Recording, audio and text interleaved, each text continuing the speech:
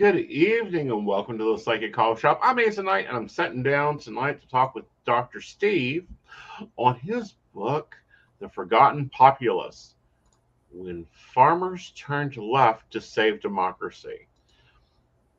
How did you get into the union movement? Well, when I was actually 16, I shipped out on a bulk carrier for a summer job as a coal passer, and then the summers that followed, I worked as a porter and a pantryman and such, ordinary seaman, and that was my first experience actually being accepted by adult men as an equal and a co-worker. Mm-hmm. And then during my undergraduate time at New York University in the 1960s was the anti-war movement and anti-Vietnam War movement. And I became active in that. And I was impressed by, in particular, the United Electrical Workers, which was one of the old left-wing unions that was largely hobbled and nearly destroyed during the Red Scare of the 1950s, but it continued to exist, still does to this day. And they had a very progressive and I thought complete understanding of what was going on with U.S. foreign policy and with the economy. And I was really impressed by that comprehension of it. And so I, over time, just had more and more associations with unions that included the United Auto Workers when I later moved to Detroit with my wife. And I've been active in the labor movement for the last 40 years. What have you seen during those 40 years? Well, unfortunately, for much of it was the decline of the labor movement. And part of it had to do with the industry that I had first become acquainted with when I was younger. And that in a way was the canary in the coal mine, because the shipping industry, merchant marine, it's the easiest kind of work to send overseas. All you got to do is take down the U.S. flag and put up a Panamanian flag or a Liberian flag, and suddenly your wage costs plummet dramatically. You can pay 5% of what you previously were obligated to pay by union agreement, and you no longer have to abide by Coast Guard standards. And so the U.S. the U.S. Merchant Marine has been decimated and nearly destroyed by the movement of ships abroad under foreign flags. And that's what's been happening across the board. It started with the Merchant Marine. That was one of the first. But it has now, of course, included a wide range of manufacturing and even tech work that has gone abroad, and call centers that have gone abroad. And it's been unfortunate because it doesn't, as often as not, it does not actually aid, as we would hope, those workers overseas who also need work, desperately need work and pay, but they're exploited and underpaid, and they produce goods that they can't afford to buy that are simply exported back here to undercut and diminish the power of organized labor. I think, though, what's been encouraging in the last few years is that there is an understanding among a growing number of younger workers in white-collar work and in retail work and among baristas and such, that actually collective action is the best way to protect your interest and on the job and try and make for a better life. I would agree there. Now, I'm, former 1199 ECIU Nurses Union. So I've got a little familiarity with unions, but a lot of people will go, oh, but that was then, this is now. I don't think it's changed. I don't think the situations have changed. I don't think the classes have changed. I don't think the CEO's behaviors have changed. Would you agree? I would agree. Their tactics have changed. Their strategy has changed, but their interests still are put an emphasis on the bottom line to the exclusion often enough of the welfare of their workers and often enough of their clients and their customers. I mean, we've seen examples where, Purdue Pharma, for example, pushing Oxycontin, even though it's going to literally kill some of their customers. Philip Morris doing the same with tobacco. Johns Manville doing the same with asbestos. Exxon doing the same with, obviously, the product that is now actually producing climate change and puts the entire civilization in jeopardy in terms of a sustainable kind of future for the environment. So, unfortunately, left to their own devices, corporations in a short-term way, a short-sighted way, will maximize their immediate return on investment too often. Mm-hmm. And that Right. requires regulation. And that's what the original populists were about in the 1890s. They were the first ones to raise this kind of need to actually regulate an industrial economy, and at times even replace the profit motive with a different approach, one that says that cooperative enterprises are preferable often enough, but worker-owned or farmer-owned enterprises that are private initiative, but on a collective basis, a cooperative effort to develop a common understanding of what they're about. Right. And, something that I think we're seeing a lot with farms now is they're no longer farmer-owned. They're corporation-owned. Yeah. Which is distressing to me. Yes, and that is, I mean, there's much that's similar between the era of the populists back in the 1890s when they first raised these issues. Back then, it was primarily among farmers and coal miners and railroad workers. Today, that's a different population. Back then in the 1890s, 40%, 45% of the workforce were farmers. Today, it's about 2%. And obviously, coal mining is much diminished, and it turns out to be environmentally dangerous anyway. We need to find alternatives. But a new group of workers, a new class of workers, still need to find that collective basis for defending their interests on the job. Especially. And then also, the new gig workers, they need to find a collective interest here because they get sacked on all of it.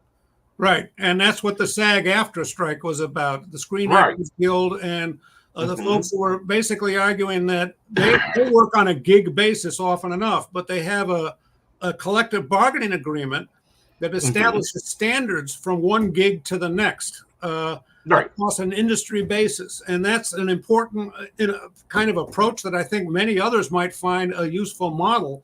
It's hard to impose. You have to organize across a community and establish also support through a government that is sympathetic to unions and not antagonistic to them, which has too often been the reality in the past. And currently, I mean, but do you think, we're based out of West Virginia, so we know a lot of the coal history here. Do you think we will see another Beauty Mountain with the government actually sending armed forces in to deal with unions? I hope not. It certainly was all too frequent an event in the past. And I'm thinking again of the 1890s and the populists. One of the lead populists of that era was Eugene Debs. He was the organizer of the American Railway Union.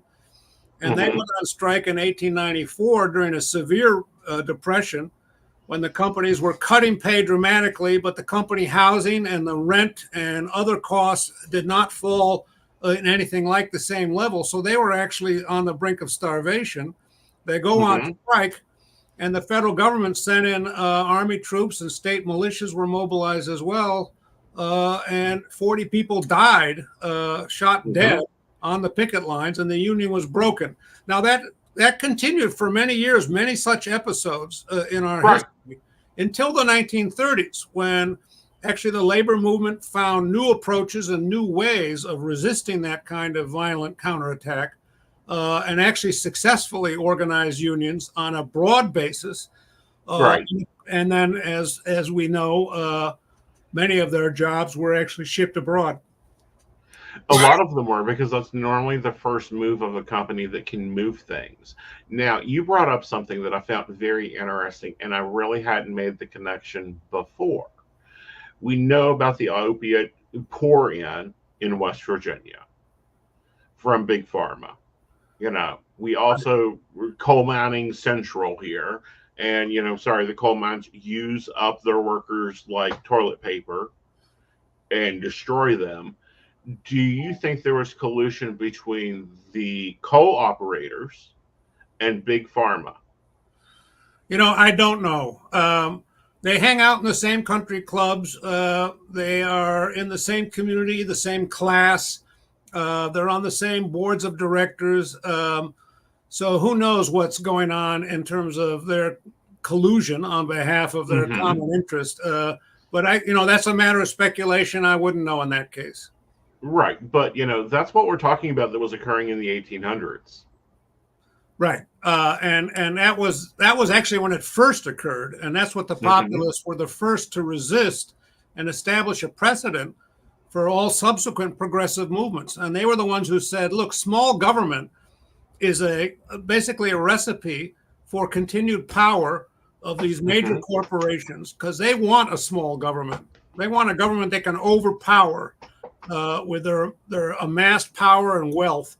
And so what the populists were saying is that the government is actually a representative of the people. And if we strengthen our democracy, if our democracy is complete and full, then that government should represent working people and farmers on behalf of their collective interests and force upon industry standards and legitimate regulation, right, to guarantee that they're working on behalf of the common good and not simply trashing whatever interests get in their way on behalf of maximizing the bottom line.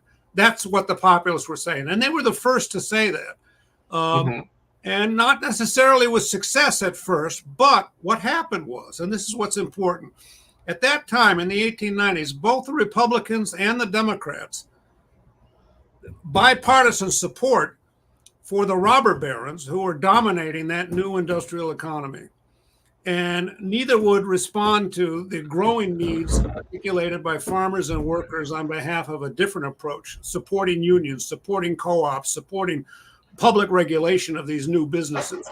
And so the populists had to form a third party at that time. They didn't have a lot of options. At that time, there were no primaries within the major parties to select for alternative voices to find a base within either of those parties. They were dominated by political bosses who simply excluded any alternative voice. And so at that point, they had to go third party. That's what they did. And they had a very popular program that actually found a growing interest. They elected 50 members of Congress. They elected 6 governors. They were the first to actually pass voting rights for women. They favored an interracial movement in the South that would unify black and white farmers around common interests.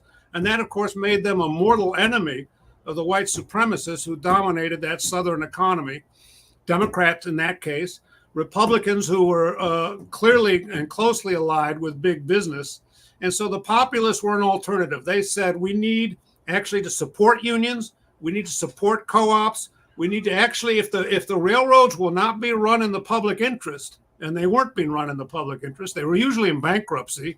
These CEOs were basically operating on behalf of their immediate and selfish interests and profiteering. Price gouging when it came to freight rates, extraordinarily dangerous conditions of work in which over 2,500 workers a year were being killed on the railroads, over 20,000 injured.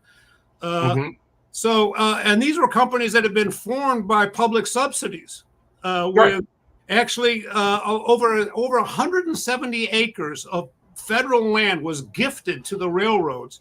After the Civil War, from 1865 on, 170 million acres gifted to them. That's the size of the state of Texas. Given to them for free, along with tax breaks, along with subsidized for every mile of railroad laid, along with protections for their debt and assistance in paying the interest guarantees. And for all of those reasons, the populists said, look, these are public resources. That's why we committed those resources to building the railroads. And if they're going to be operated in an abusive manner, price gouging customers and abusing workers, then maybe we should take them over and run them as public enterprises for the public benefit, kind of like Amtrak, which operates, I think, a lot better than the Norfolk and Southern, the private rail that just crashed out in East Palatine and endangered an entire community. So that was the argument the populists were making, that natural monopolies, railroads and utilities, actually should be operated for the public benefit as public enterprises. And Mm-hmm. otherwise, we should support a mixed economy with honest entrepreneurs allowed to operate within standards that actually maximize the public interest, but still would allow for profitability, reasonable profitability, but also cooperative and public-owned enterprises that would provide a mix, a range of alternatives within an emerging industrial society. Well, speaking of which, so if I'm understanding you correctly, all these abandoned trails, railroad trails by CNX, that if you step on, you can be prosecuted for trespassing, is actually public land. It was not public. It's not now public land, but Right. it was. It was gifted to the railroads. And the populists argued that it wasn't being properly managed, and so maybe they should be returning that land to the public. Right. And to my mind, it's an ample argument for arguing for a publicly operated enterprise that actually serves the maximum interests of society, workers, and customers. Right. And, we just went through 2 years of hell with railroads, with accident after accident after accident. Are we not returning to the 1890s? It does look that way, doesn't it?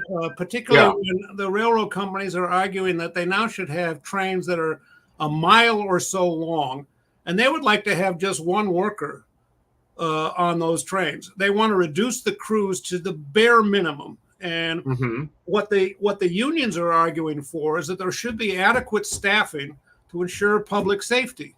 Seems like a reasonable demand to me. And what I tried to convey in Forgotten Populace is the way in which they were addressing these issues for the first time. And I'm trying to write in a way that's accessible. It's a short book on a big topic, lots of illustrations, an effort to make it of interest to and appealing to a wider audience of readers who are intelligent and curious, but don't always have a lot of time, and really want to know more about this kind of history, particularly because, and this was another reason I wrote the book, so often in the last few years, we're told that Donald Trump is a populist, that Donald Trump and Bernie Sanders, and sometimes now even they talk about President Biden as being a populist. What does this term mean? When it can be used so indiscriminately, it seems to describe nothing. And I'm arguing that it's a way of evading, in particular with respect to Trump, it's a way of evading what he really is, which is a fake populist. And it's basically a budding fascist. And so it's more polite to say he's a populist, a right-wing populist. Do you think they're bastardizing the term?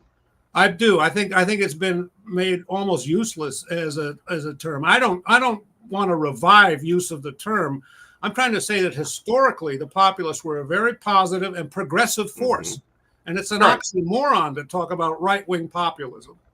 The populists were about voting rights for women, voting rights for blacks, an expanded democracy, regulation of corporate abuse, and outlawing it, and legitimating actually a different approach to an economy, arguing for a market economy, but one that is regulated by and has also the possibility for collective private initiative. That means unions and co-ops. Right. And not only unions and co-ops, but actually the people having a voice. Right. Not only a voice in their job, because I'm sorry, there are CEOs that do not understand how the floor is mopped in their office building, much less what their product is. Right. And how it's made. And then they just get more and more audacity behind them. It's ridiculous. And, I keep my eye on a few industries, but, people, I think that America is at a dissatisfaction, a disadvantage now that the railroad system is becoming more and more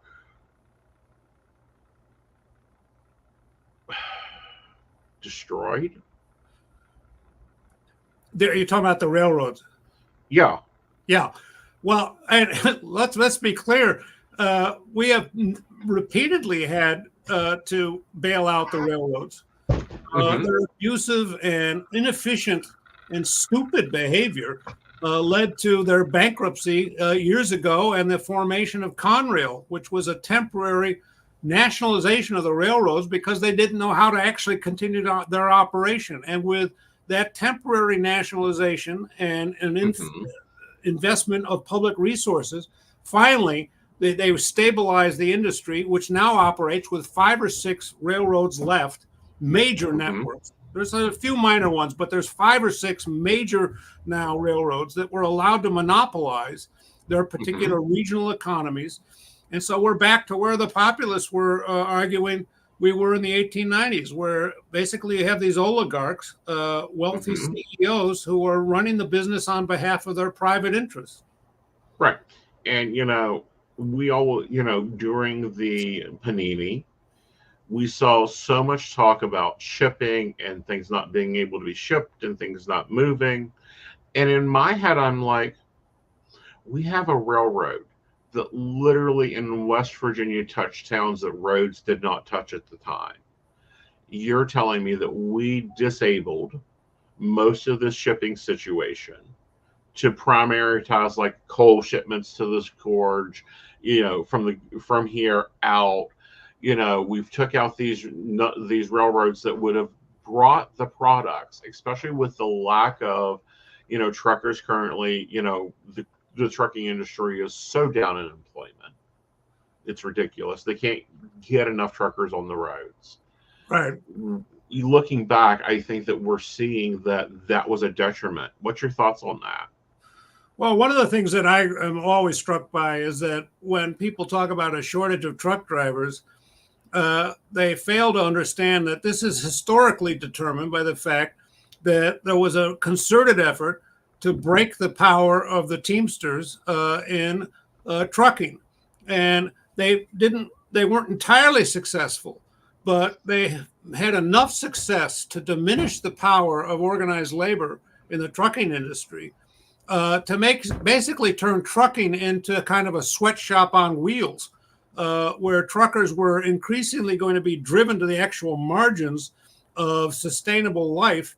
And so why would young people see trucking as an alternative that has any future for them? So under those circumstances, there's not enough truckers. There's not enough truck drivers. That was the outcome of an anti-union, union busting, and aggressive policy to minimize the cost of labor on behalf of corporate bottom line. And it's had the consequence over the long term of meaning that it's not an industry young people want to move into. And I think it's because they're not pushed towards that. It's like electricians and plumbers and any other union-based job that's a trade-based job. We're coming up on the holidays here, and a lot of seniors are going to get this question. So where are you going to college at? They're immediately like pre-programmed to be disappointed in the idea that, I think I'm going over and, taking the trucking course. I think I want to be a truck driver and see America. I think I want to go and be an electrician just like dad or grandpa or, whomever. So I'm going to be going to this trade school. Like that's been programmed since, what would you say, the 60s? Yeah, that's been going on for a while. And it is unfortunate that two things have happened, that there was this premium placed on white collar work at the same time that there was the attack on union power and a failure by the government to sustain labor rights and actually prosecute companies that were breaking the law and violating the labor law of this land. There hasn't been enough effort to maintain those standards. Therefore, unions were less capable of protecting the interests of workers. And there were problems within the labor movement, that it became too top-down and bureaucratic, and some of the leadership became too comfortable with their own immediate circumstances and not enough devoted to the kind of continual struggle that's necessary to maintain a vigorous, democratic, and progressive labor movement. It's not easy to do. Particularly in a capitalist economy where unions are seen by a lot of investors, not all of them, but some, as a mortal enemy of their immediate short-term private interests. And so Mm-hmm. it's a real battle. And the labor movement actually faltered in that regard. Right. So what we now need to have is something that actually approaches the whole labor movement in a different way. And that's, by the way, one of the reasons I'm really encouraged by what happened with the United Auto Workers and their Do share. I thought that was a wonderful example of an alternative approach in which a new labor movement, a new movement within the United Auto Workers, was able to win the election that not brought Sean Fain into the presidency of that union, and a whole new group that became much more devoted to new strategies, new approaches, and said, we've been giving concessions for the last 15 years. And our pay has flatlined and fallen, particularly with the growth in the cost of living. Our income is actually falling, even as the companies are making record levels of profits. Over the last 10 years, the big three U.S. automakers, basically $250 billion of profit over the last 10 years, $250 billion in profit. And they could afford to actually, as we saw, but only after a collective action and a strike on behalf of reducing the gap between workers doing the same job but paid different wages. The effort is and focus has been on reducing that gap, bringing temporary workers who are, quote, temporary, but they were permanent temporaries. Think about it, what an oxymoron that is.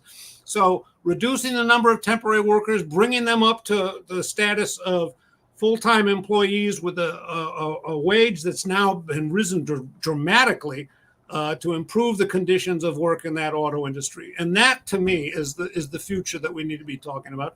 And that, by the way, again, has a lot to do with what was going on in the 1890s. That's when a new labor movement was being developed and talked about and contested. There were different ideas about what that labor movement should look like, but finally came to fruition in the 1930s during the Great Depression with the New Deal and the first point where the federal government stepped in and said, these are the rights of labor. You cannot abuse workers and force them actually to act against their own articulated interests.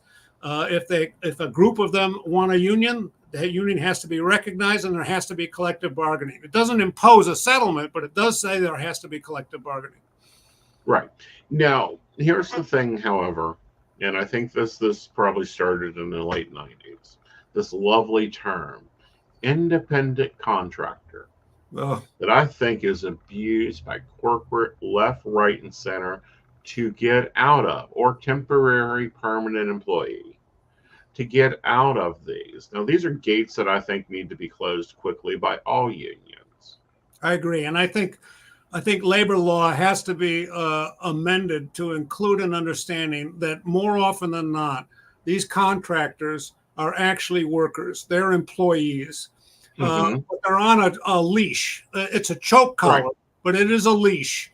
And that means that in the case of farming, for example, I mentioned earlier that the number of farmers and farm workers is down to 2% of the labor force. But within that 2%, there's a huge range of different circumstances. There are still family farmers struggling to hang on. But there are also a growing number of farmers who are farmers, but they are actually contractors. They are not independent farmers we think of when you see the box with the unsalted butter and it has a little silo and a nice farmhouse.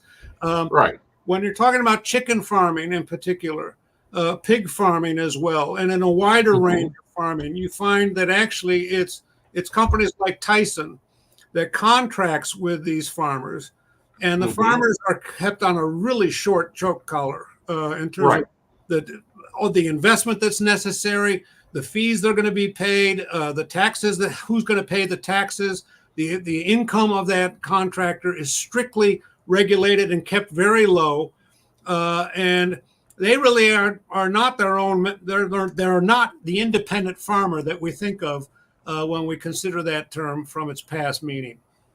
Right. And then, there's also what I call the border crossing farm workers.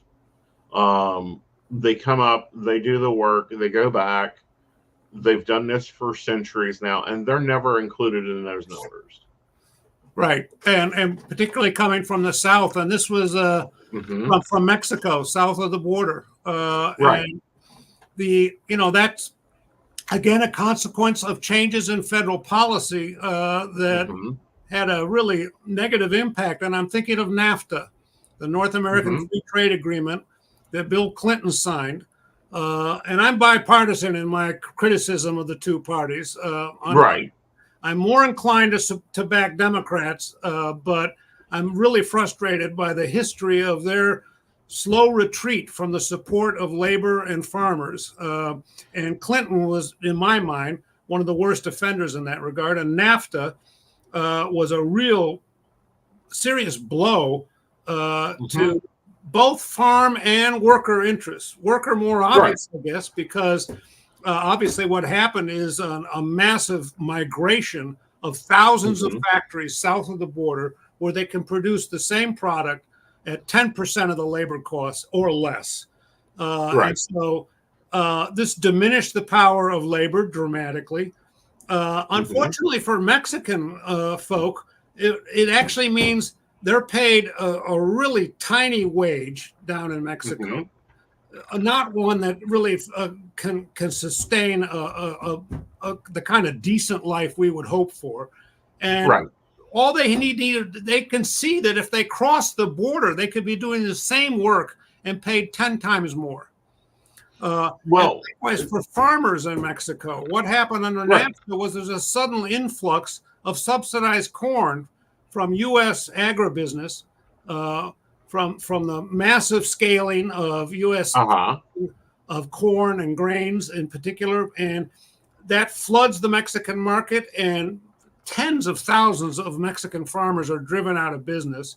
Where do they go? They go to northern Mexico to work in those maquiladora factories that U.S. corporations had set up at a fraction of the pay that was characteristic of those same jobs in the United States. And then they cross into the United States. So NAFTA undermined the farming economy of Mexico, drove those farmers into those maquiladora low-wage factories in northern Mexico. They could see that if they crossed the border, they'd be making a lot more money, and so they did so. And so we have to think of trade policy being changed as well as labor rights.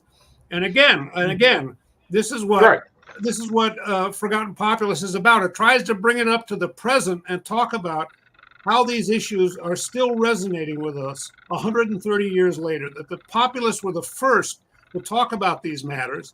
Some things we take for granted. Well, we take for granted, and we just expect that everyone knows this. It's like I was in a conversation the other day, and I'm like, yeah, the reason why lettuce is $2.99 a head is because we had such strong border control. Lettuce went to waste because they couldn't get workers to go pick it. Right. And if you pay so poorly, who's going to take the job? Well, they're going to have to be increasingly reliant on a desperate group of folk crossing the border, sometimes without documentation, often enough without documentation. Right. So they're at risk, and they are prepared to accept whatever they need to survive. And that's going to be obviously a really downward pressure on standards that will result. But the populists, I believe, had a solution for this matter. Well, what their solution was, and it's hard to transpose from 130 years ago, but their solution was to expand democracy, to make the government more democratic. This includes, by the way, the fact that this is often not understood by folks. U.S. senators were not elected back in the 1890s. They were appointed by the state legislature. And the state legislature was usually bought and sold by major economic interests. So when the election times came, you elected your local congressman, and not women, congressmen, because women didn't have the right to vote and they weren't running for office. So it was all, the vote was for the local congressman, and then the state legislature would appoint the U.S. senators. And the populists said, that's nonsense. All you do is inviting the kind of lobbying and backroom deals that means that the position is going to be bought and sold. And so the populace wanted not only votes for women, not only voting access for blacks in the South, they wanted election of U.S. senators. And their argument is that if we had that augmented democracy, it would be able to counter the abusive practices of these major mega corporations that were becoming increasingly domineering in the U.S. economy. I'll give you one other example. The populace also favored a secret ballot. Mm-hmm. Something else people take for granted is the secret ballot. You go in to vote, and there's the ballot, and you fill it out. Up until actually the 20th century, in most cases in the United States, it was not a secret ballot. You showed up with your own piece of paper, and you would write out who you wanted to favor in the election. But more often than not, what happened is that different parties printed their own quote-unquote tickets, and they would be different colors. And this is important in the South, because in the South, black African-American voters in particular would be told, either you vote for the Democratic Party, the party of white supremacy in the South, and here's the yellow-colored ticket that we want to see you drop in the box on election day. That's how they could tell whether or not you responded to the terrorist threat or the bribe in some cases. Right. You drop the appropriately colored ticket in the box. And the populace said, no, we need a secret ballot that will actually protect the integrity of that individual's voting rights instead of making them vulnerable to either bribery or, worse still, the kind of terrorism that was all too common in the South. Right. And that's interesting because we're looking at the same situation, but it's another branch of government. Well, we're looking now at a situation where lobbyists are able to have their way. Right. But no, because the Supreme Court's appointed at this present point instead of being voted. But then, we also somewhere that same Supreme Court made this decision that big corpora actually have Social Security numbers and voting rights. Well, yeah. And so here we are again. Populists would have put that on their legend as well. Yeah. And it's like, okay, so how do we go back and back this out?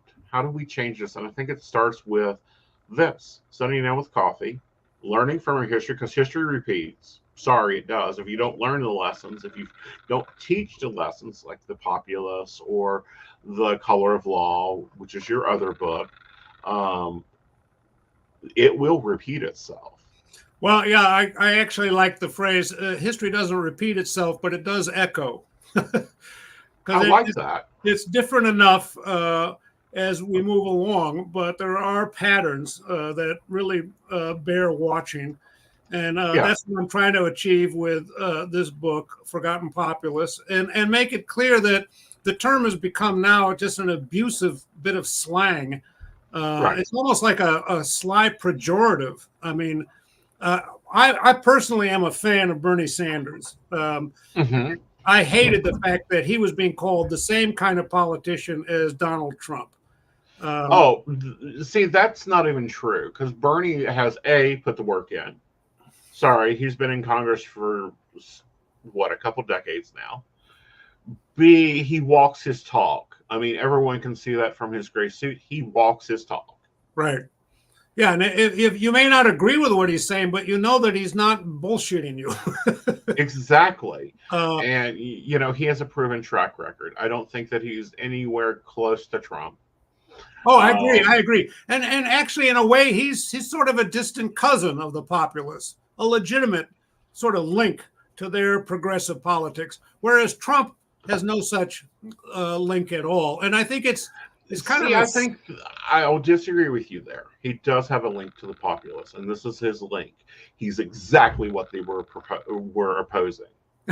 Yes, that's right. So he's an anti-populist. Right. Yeah, we agree on that.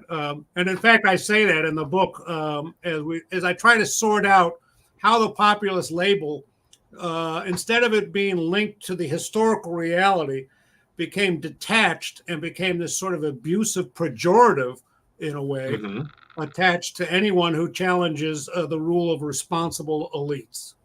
Right. And there is no responsible elites. Now, the only thing that I am uncomfortable with in the current labor movements that I know of is that they are not being led by the members of that industry. Example, the president of Teamsters is not a truck driver. Well, but the Teamsters represent a whole range of workers. Keep Right, in mind that it's not just truck drivers. The Teamsters right, represent dozens of different industries, and so right. there's a variety of folks that. But I, in general, I agree. I think that, and again, looking at the UAW, Sean Fain is a former Hmm. member of the skilled trades from a auto plant in Indiana, so he Right, comes out of that background and has a grip on what is important to people. right. But and when I used to negotiate, because yeah, I used to sit down at the table and negotiate the nursing contracts for the local union. They never liked me because I knew what that 16 hours that we were agreeing to meant for my nurses on the floor because I had worked that 16 hours. Right. Oh You yeah, no, know, that's very important. That's the way it should be. And in any case where that's not what people are finding, then they need to work on overturning that. right? Very much so, and changing that movement. But so what's next? What are we digging into next? Because you spanned a lot of history there, a lot of history of the labor movement in this very quick book. And it is a seed book, guys. What I mean by that is read this book, then take a topic and go and get into more deep there. What's your next book? Well, I've been working on a longer book for some years about actually agriculture and some of the issues related to the farming matters that Hmm. are so complicated today. And this book is a portion of what I've been focusing on. I've been trying to bring it up to the present time, and it's complicated and difficult. And so I'm still working on that. We'll see where it goes. It would be a book. I was going to call it "Empty Silos: The Struggle for Farming and Food." And for me, "Empty Silos" is sort of representative of how small family-based farming has been set aside in favor of factory farming Hmm. and corporate agribusiness. And we've lost what we see every time is something set aside: quality. I Right, mean, look at the number of minerals that your doctor will recommend you getting. If right. we look at 1890, they would look at you and say, "What? You're not eating?" Well, the problem in the 1890s is that, and again, this is something I talk about in the book. Hmm. People were so desperate that in Kansas, the price of shipping corn to the market in Chicago, the railroads were charging so much that the corn didn't fetch enough on the market in Chicago to pay for the Hmm. cost of shipping it from Kansas. And so Hmm. farmers in the worst years of the 1890s were actually using corn for fuel and probably eating a lot of popcorn, but they were using the Right. corn as fuel because it was just senseless to ship it to Chicago when it cost you more than you would fetch on the market. Hmm. Very much so. And what's even weirder is, and I don't know, maybe this is something that needs to be addressed now again, is where the government would pay farmers not to plant. Well, and I think that was a program in the 1930s when, Hmm. by the way, a lot of the populist reform proposals were actually Hmm. enacted, amended, but in a form that's Hmm. recognizable in terms of what they were calling for. Uh, and the twist that was added in the 1930s was to regulate farm prices, guarantee that farmers would have a harvest that would actually fetch a price to cover the cost of production. That was a Right. demand of farmers in the 1930s. But to make that possible, given the growing productivity of farming, if you just let it go and go at maximum production, you'll swamp the market with more than can be sold at a profitable level for that individual farmer. Right. And I mean not just profitable, but I mean recover costs. And so the argument was they need to regulate production to avoid oversupply and swamping the market. That's a tough business because, on the other hand, there's urban folks who need cheap food, who need affordable food. So there Right. has to be a public policy that addresses the needs of farmers at the same time it addresses the needs of urban folks who might be, stressed out and having trouble making ends meet in terms of their food budget.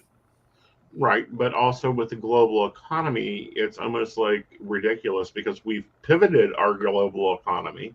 Example, have you noticed the price of spaghetti? You know why it's up? Because we lost all the grain in the Ukraine. Right, right. And this was, by the way, an issue in the 1890s because cotton farmers in the South, black and white, were forced to compete on a global market with peasants who were living on the edge of famine in British-controlled Egypt and India under the most abusive forms of sharecropping and tenant farming, and really living on the brink of starvation. That's who American farmers had to compete with on global markets. So global capitalism is not a new phenomenon. It's become all the more scaled up in recent years, but It it is. was also an issue back in the 1890s. And it's the same issue. They haven't fixed that in 130 years. If this was a road, we'd be in danger. And guess what? We're in danger now. Right.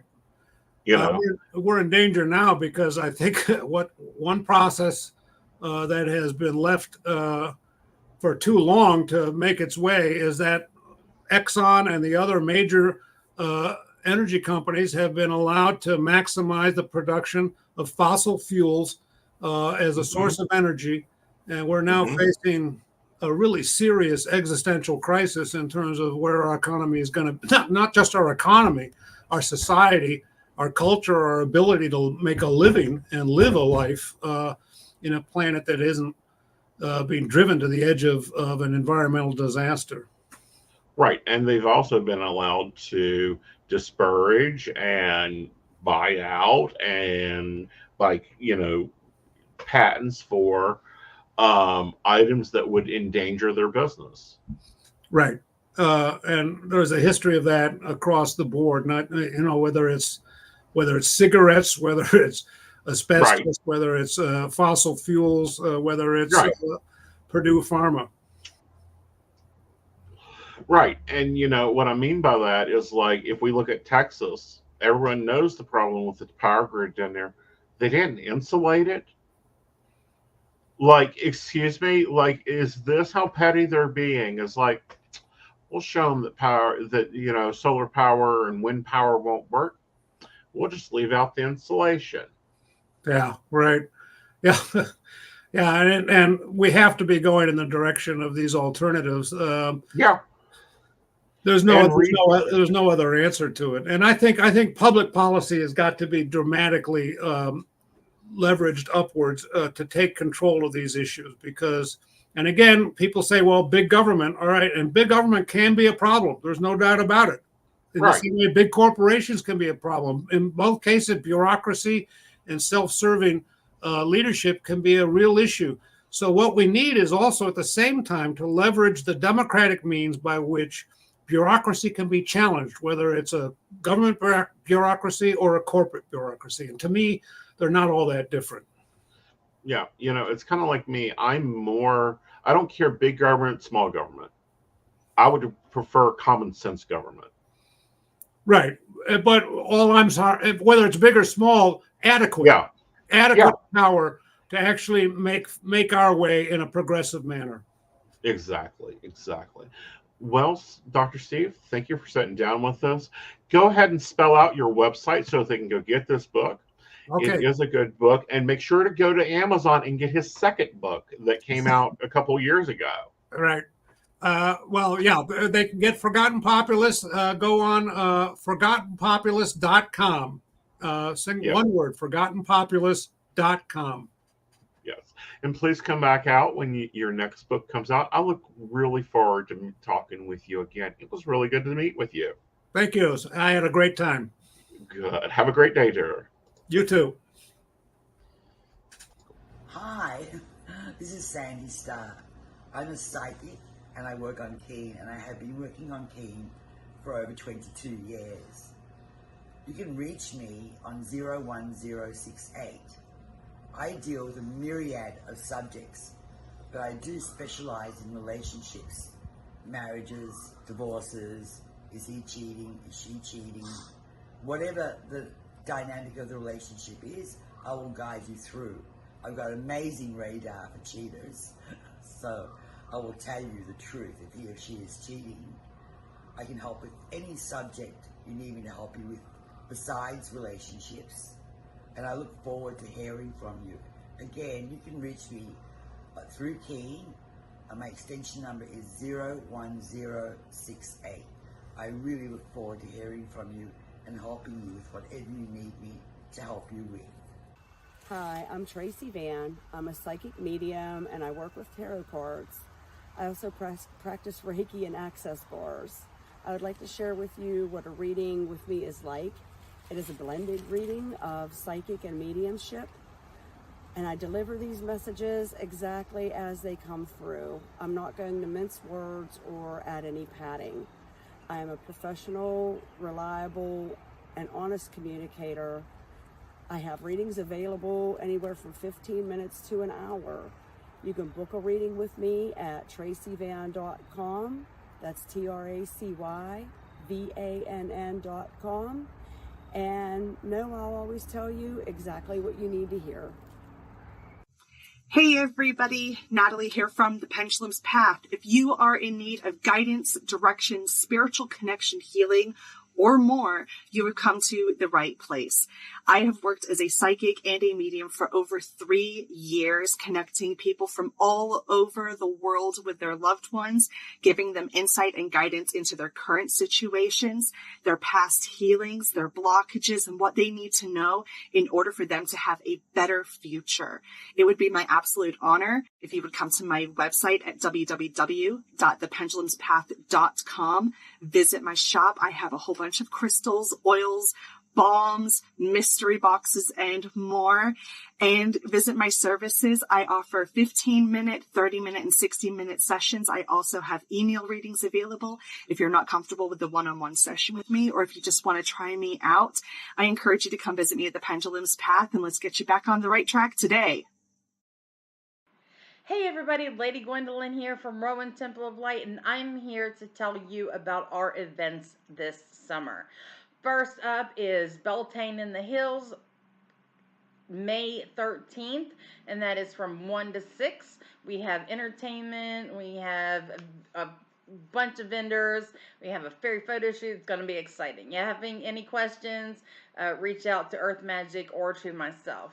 After that, we have Central West Virginia Pagan Pride, August 19th. That's at Holly Gray Park from 11 to 5 for the day. And we will have Sarah Masters coming down from Pittsburgh to be our keynote speaker. We have some great classes for that. So if you want to get involved, reach out to RowanTempleOfLight@gmail.com, or just follow us along on Facebook at Rowan Temple of Light, and we look forward to seeing you out in the community. See you there. Hello, darling. How are you? I'm doing pretty good. How are you this evening? Oh, kicking ass and taking names. You know, it's Tuesday. We're having a good day. Hey, there you go. And Dr. Steve sounded great. He was. I could have had a longer cup of coffee with him, in all honesty. Well, you kind of did have a longer cup of coffee with him. Oh, no, honey. I'm talking like a couple hours because, you know, he is one of those that, I can really get into a good debate with. Absolutely. Yeah. All right. So let's start the poll, and you plead your case. All right. Am I the asshole for laughing and asking my mom what she expected to happen when she had my thief sister and her scumbag family over for Thanksgiving? My female 29 sister, female 37, is a drug addict and a thief. She has not gone to jail because she mostly steals from family and friends. Her husband is also a dirtbag, and their 2 kids are headed the same way. I will not allow them in my house. I will only meet with them in public. I always bring just enough cash to pay my bill if we eat together and don't bring anything else. I don't know why she is this way. Both my brother, 33, and myself have turned out okay. We have educations and careers. We have stable relationships. We are reasonably well-behaved adults, and our kids are a pretty good bunch. My sister just never grew up. She hated rules. She hated that my parents got her to watch me when I was young. She moved out when she was 18, took her education savings account, and spent it traveling around. I was going to host Thanksgiving this year, and my mom mentioned that my sister and her family would be in town. They have not visited for 4 years. She has asked me to include them. Hard no. I said that that wasn't going to happen. So my mom said she wanted her whole family together so her and my dad would host. Well, she just called me. A bunch of stuff is missing from her house. Jewelry, sports memorabilia, knickknacks, stuff that would be easy to sell on eBay or pawn. I snorted and asked her if she remembered why I do not allow my sister in my house. She said that when I allowed her to stay with me, she stole cash from me and her kids stole my stepson's video game. I asked her why she thought they wouldn't steal from her. She said that I'm being cruel to rub it in when all she wanted was family time. You're not going to like my answer. I don't know. See, I'm fencing on this one. Like, part of me wants to be like, you're the asshole. You shouldn't say these things to your mother, and like, you know. And then part of me is like, but if I have family members that I know that are going to steal from me, and you know, the family's kind of clear on this. Like we right. seem to be clear on this. Like I don't right. think anyone had any questions about like this is what's going to happen. Right. Is it really being the asshole? Right. To just blatantly say, what the fuck did you expect, Mom? Like, well, yeah, again, no. You're not going to like my answer on this one. Okay, go for it. Not the asshole. I don't know that I disagree. I think I'm there at not the asshole. Mm-hmm. I mean, do you think I would not like your answer because like you have a different rationale or just... Well, it's like people do not change their behavior. I don't remember who said it, but when someone shows you who they are, accept that. Yeah.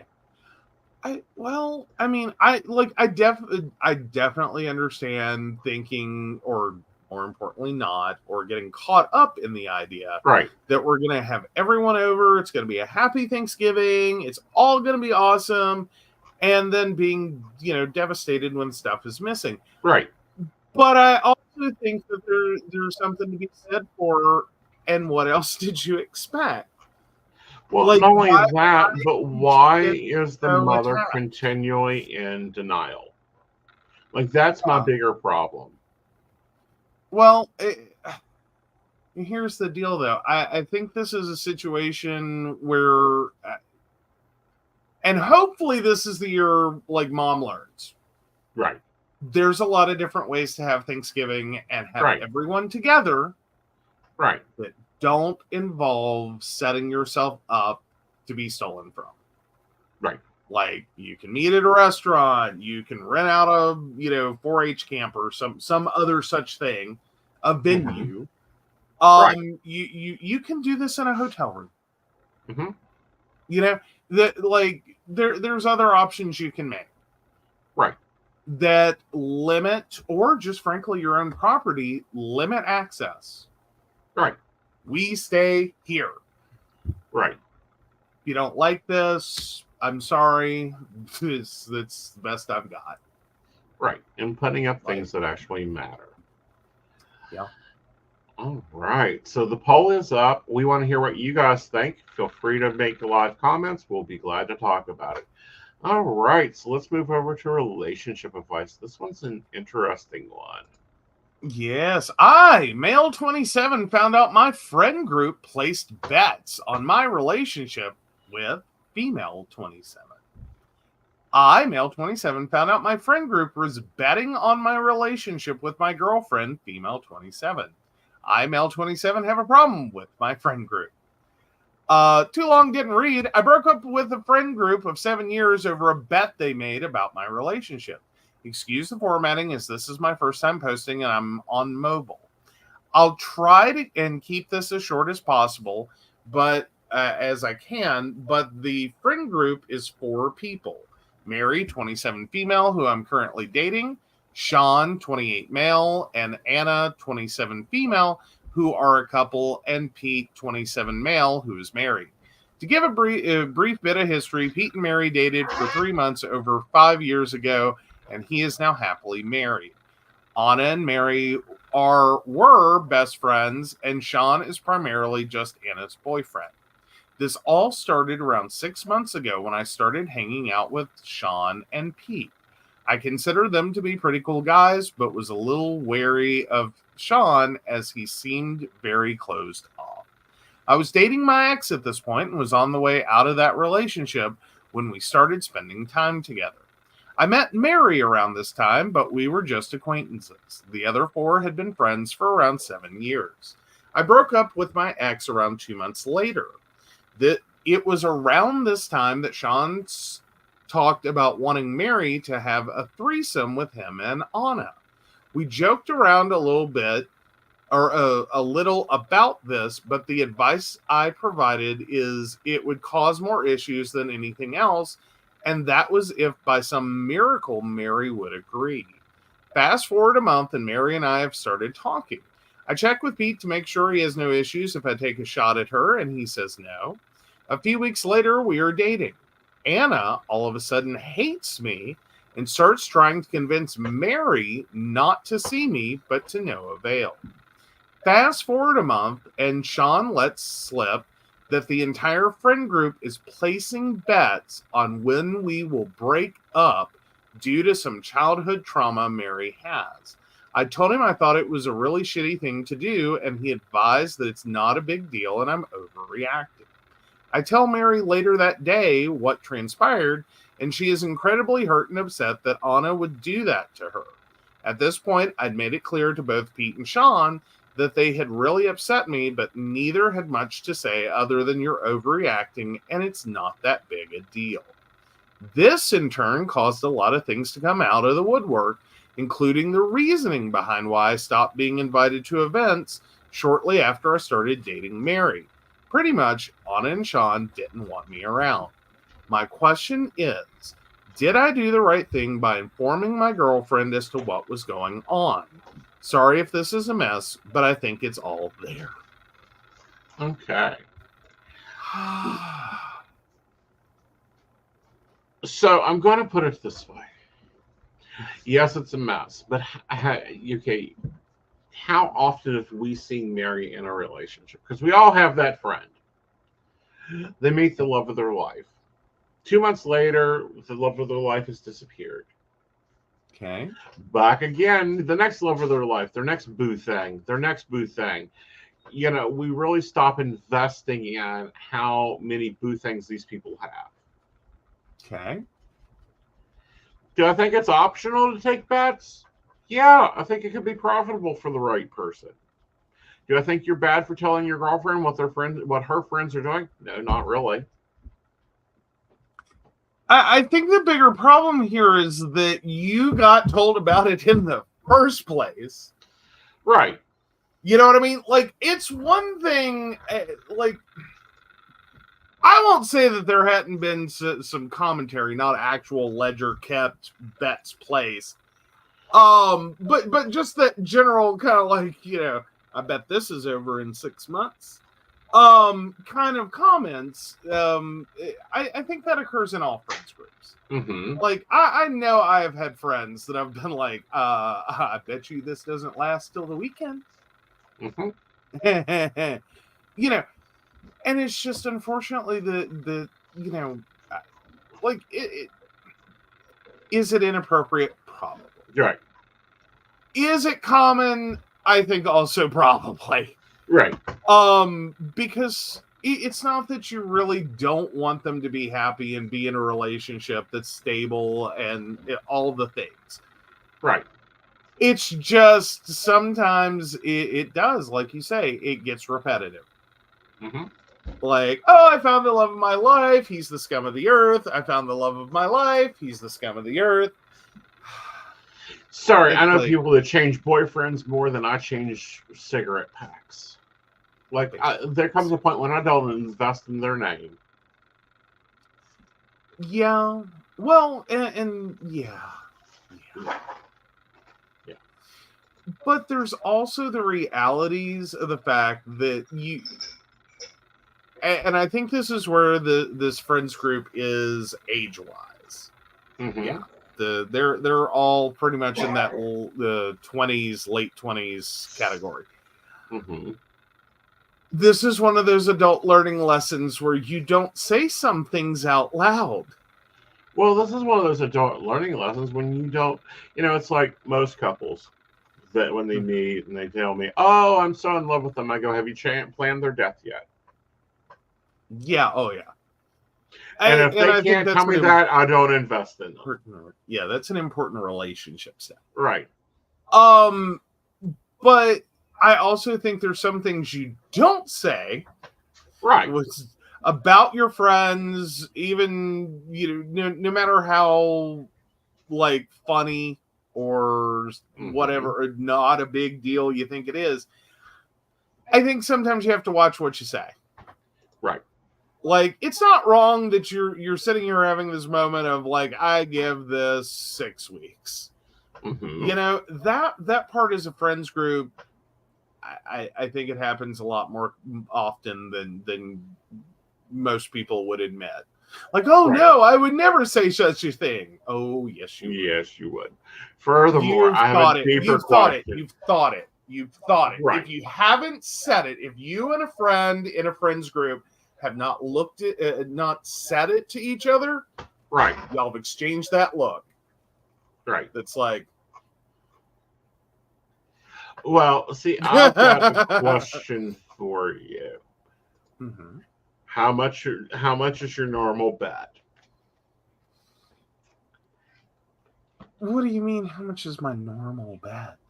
I don't know. I normally put $20 on 6 weeks. No, I'm not even saying like to actually go there, and this is a real legitimate money bet. I have dropped before like $5. $5. This doesn't make it to the weekend. Mm-hmm. Like we've heard this one before. Yep, we've seen this one before. Okay. I've had one friend in specifics that comes to mind, and I really think this helps sort of to illustrate the point. This dude managed to date like 15 people in a row with the same first name as him. I got so lost with, we'll call him Adam. Adam broke up with Adam and started dating Adam, that he then broke up with and started dating Adam. And then he broke up with Adam for Adam. Stop. Let me know when he gets a boyfriend that has a different first name. Mm-hmm. Like, I can't track it. I can't keep up with it. Mm-hmm. And it's like, oh, hi, Adam, right? Like, it's the point you get to. It's right. The point you get to. Is you just assume you're probably another Adam. Right. Like, let me know when the first name changes. Well, and for me, it's like, oh, you switched models. Same refrigerator, just switched models. Got it. Yeah. Yeah. Like, you didn't learn from the first one? I mean, the first time it was cute. The second time it was like, that's kind of weird. Mm-hmm. And I truly got lost. I don't know how many actual times this happened, but it was like 15. Right. Or so it felt, because it just got to a point that it's like, stop. Mhm. Don't even tell me. Right. Like, I don't want to know. Let me know when the next one has a different name. Right. And then I'll occasionally decide to pay attention to that. Right. Who is now like happily married, has a wonderful relationship, like everything's great. But back Is it with then, an Adam? no. Cool. Totally different name, like total different life. Like many things changed along the way. But I do think that it's common to have that idea when you're watching the same things repeat. Right. To be like, $5 this doesn't make it. Right. $5 this blows up over this. Right. And it's because we sit there and we watch the same Right. scenario play out. Right. And it's like, wow, really? You know? Right. Is it a bit callous? Yes, it is. Right. And it's not because your friends don't care about you. It's because this is like, hi, do you want your V8 moment yet? Personally, I like making the money. Like, do you want to get smacked in the head today so that I can be like, hi, wake up. Right. Stop doing this. Right. But this is Like- normal standard behavior. You know, normally it's, you know, someone's going to be paying for the loser pays for us Really good. going for really good coffee. Yes. Yes. Very much. No, mine's usually $5 if I even make an actual wager.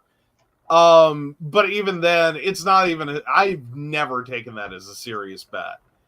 It's just the realities of, you know, and I don't. None of my friends have ever taken it as a serious bet when I've said these things, because it's usually one of those moments of like, yeah, I'm not even going to wager that because you're right. Well, see, So- I'm the awful one because most of the times I win, and I like making the money, especially when I see a clear pattern of behavior. Oh, yeah. Well, You know, Facebook I don't inserted think a it rule changes. for 48 hours for one of my friends. Like, Do they what? cannot change their partner for 48 hours. Oh gosh. I don't think it really changes anything if you really do wager money. No. And place an actual bet. I do think, however, it is one of those things you have to learn to do discreetly.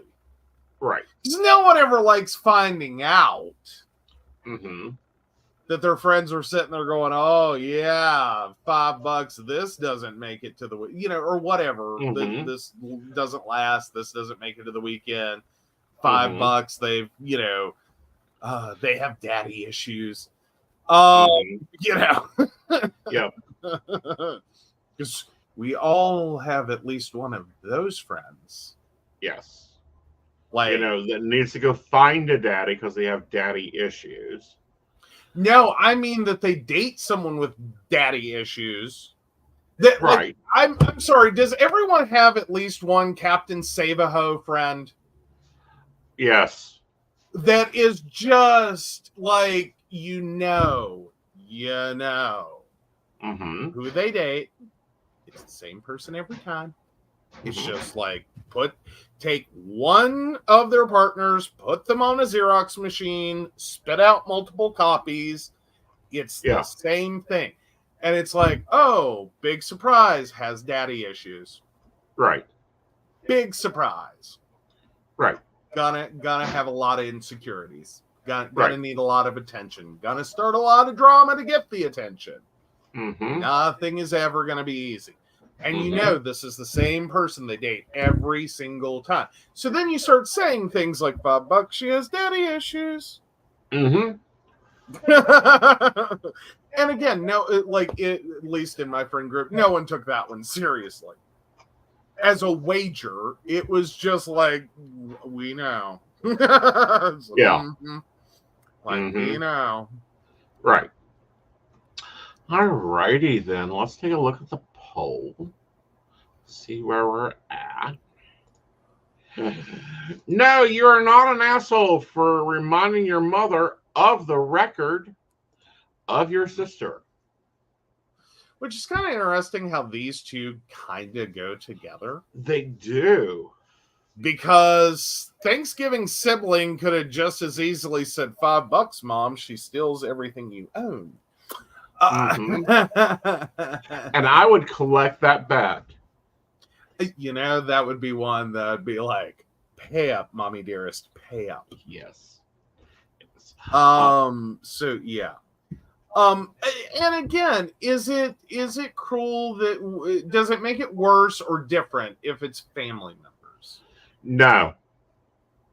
Not at all. They are your best moneymaker. God. Like, what did you like? Was your first hustle at Thanksgiving on like your grandmother? No, not at all. No, it was my aunt. I could literally bet how many people, if that boyfriend would make it home to Christmas or not. Fair enough. Fair enough. As long as you collect the wager before or after the aunt leaves. Exactly. After she leaves, pay up. Yep. Pay up. Mm-hmm. Told you she wasn't bringing him back in for Christmas. I will take my Sprite now. There you go. Alrighty. Alrighty. Time to get us out of here. Time to get us out of here, baby. All right. So, of course, we want to thank Beverly Walker, Mika G, Kathy, Mary Winfield, Brenda, Shannon C, Shannon D, Lady Gwendolyn, Charles Shaw, Tracy Van, Caitlin Bell, and Devin. If you'd like to learn more about us, the show, or how you too can become a Patreon supporter and receive all the wonderful benefits our baristas receive, please visit us at pcspnetwork.com. Awesome. And we guys will see you tomorrow. Tomorrow? What are we seeing for tomorrow?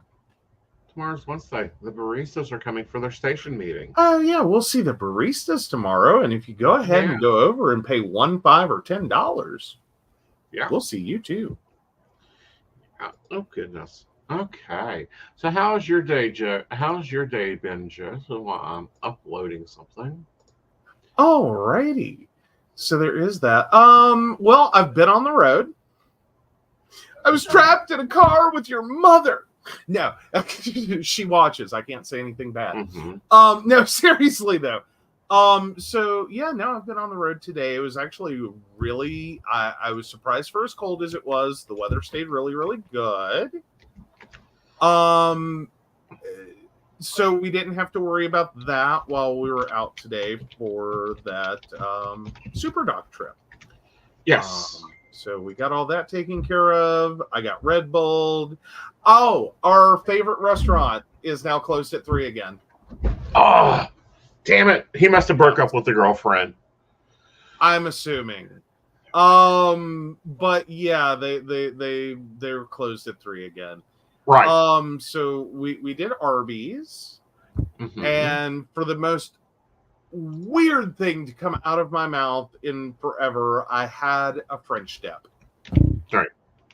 Like I shocked myself. Like it came out of my mouth, and I went, all right, I guess that's what we're doing. And how was it? It was actually really good. It was right. It was exactly what I needed. I was kind of happy about it. Right. So we guys will see you later. Bye, y'all. Bye.